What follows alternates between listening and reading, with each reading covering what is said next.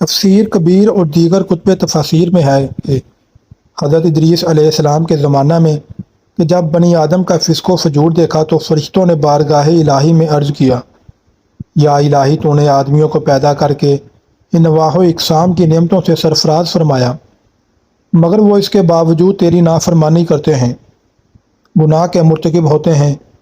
اگر ہم زمین پر ہوں تو تیری نافرمانی ہرگز نہ کریں۔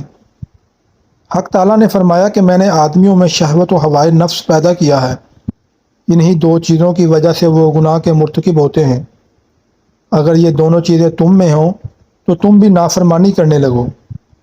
فرشتوں نے کہا، معاذ اللہ، ہم ایسا نہیں کر سکتے۔ حق تعالیٰ نے فرشتوں کی بہترین جنس سے دو فرشتے ہاروت و ماروت کو منتخب کر کے اور ان کو صفات انسانی عطا فرما کر زمین پر حکومت اور انتظام و انصرام کے لیے بھیج دیا، اور ان کو شرک و خون و ناحق زنا شراب نوشی سے منع فرمایا۔ غرض ہاروت و ماروت زمین پر حکومت کرتے رہے، رات ہو جاتی تو اسم اعظم پڑھتے ہوئے آسمان پر چلے جاتے اور تمام رات عبادت میں مشغول رہتے تھے۔ اس طرح ایک مہینہ گزر گیا۔ ایک روز ایک حسین و جمیل خاتون زہرہ اپنے شوہر سے لڑ جگر کر ان فرشتوں کے پاس آئی اور ان کو دیکھتے ہی ان کی محبت میں فریفتہ و دیوانی ہو گئی۔ ان فرشتوں میں چونکہ انسانی صفات و شہوت اور ہوائے نفس پیدا ہو گئی تھی، مسمات زہرہ سے زنا کے خواہش مند ہو گئے۔ زہرہ رضامند نہ ہوئی، دوسرے روز پھر آئی، انہوں نے پھر مواصلت کی خواہش ظاہر کی۔ زہرہ نے کہا کہ اگر تم میری شرطیں پوری کر دو تو میں تیار ہوں۔ ایک یہ کہ تم شراب پیو، دوسرے بت کے سامنے سجدہ کرو، تیسرے یہ کہ کسی شخص کو قتل کر ڈالو۔ فرشتوں نے جواب دیا کہ حق تعالیٰ نے ہمیں ان تمام باتوں سے منع کیا ہے۔ زہرہ واپس چلی گئی۔ ایک روز زہرہ ایک پیالہ شراب سے لبریز لے کر آئی۔ ہاروت و ماروت نے پھر اسے اپنی خواہش ظاہر کی۔ زہرہ نے کہا، میری وہی شرطیں ہیں، اگر پوری کرو تو تمہاری آرزو پوری ہو سکتی ہے۔ ہاروت و ماروت نے کہا، صحیح بت کو سجدہ کرنا اور خون ناحق کا ناگناہ عظیم کا اقدام کر سکیں، البتہ فی الجملہ شراب نوشی ان دونوں سے سہل ہے۔ یہ کہہ کر ہاروت و ماروت نے شراب کا پیالہ زہرہ کے ہاتھ سے لے کر پی لیا۔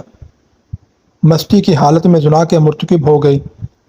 فراغت کے بعد معلوم ہوا کہ کسی شخص نے ان کو زنا کرتے ہوئے دیکھ لیا۔ ہاروت و ماروت نے اس آدمی کو قتل کر دیا اور بت کو سجدہ بھی کر بیٹھے۔ اس کے ساتھ ساتھ زہرہ نے ہاروت و ماروت سے یہ شرط بھی رکھی تھی کہ مجھے اسم اعظم بھی سکھانا ہوگا۔ ہاروت و ماروت نے زہرہ کو اسم اعظم بھی بتلا دیا۔ زہرہ نے اسم اعظم پڑھا تو حق تعالیٰ نے اس کو آسمان پر اٹھا لیا اور اس کو مسخ کر کے ستارہ بنا دیا۔ ہاروت و ماروت کو جب اس واقعے کا علم ہوا کہ ان کی منظور نظر تیسرے آسمان پر ستارہ بنا دی گئی ہے تو انہوں نے آسمان پر جانے کا ارادہ کیا، مگر کامیاب نہ ہو سکے۔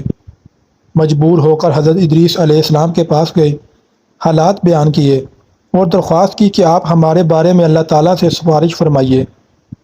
حضرت ادریس علیہ السلام نے اللہ تعالیٰ سے عرض کیا، حکم ہوا کہ ان سے کہہ دو کہ یا تو دنیا کا عذاب اختیار کر لو یا آخرت کا۔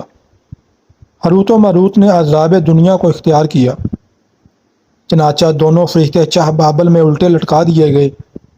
ان فرشتوں کی صورت سیاہ رنگ کی ہے اور آنکھیں نیلے رنگ کی۔ ان کے منہ سے ایک انگلی کے فاصلے پر پانی ہے، کیونکہ ان دونوں کو پیاس کا عذاب دیا گیا ہے، اس لیے ان کا منہ پانی تک نہیں پہنچ سکتا۔ روایت ہے کہ ایک شخص نے چاہ بابل میں ہاروت و ماروت کو عذاب کی حالت میں اپنی آنکھوں سے دیکھا تو اس کی زبان سے لا الہ الا اللہ نکلا۔ فرشتوں نے یہ کلمہ سن کر شخص سے پوچھا، تو کون ہے؟ جواب دیا، آدمی۔ کس کی امت سے ہو؟ جواب دیا، رسول مقبول حضرت محمد مصطفیٰ صلی اللہ علیہ وآلہ وسلم کی۔ ہاروت و ماروت نے پوچھا، کیا حضرت محمد مصطفیٰ صلی اللہ علیہ وآلہ وسلم پیدا ہو گئے ہیں؟ تو اس نے جواب دیا، ہاں۔ یہ سن کر ہاروت و ماروت نے کہا، اللہ تیرا شکر ہے، اب ہمارے عذاب کے آخری دن آ گئے۔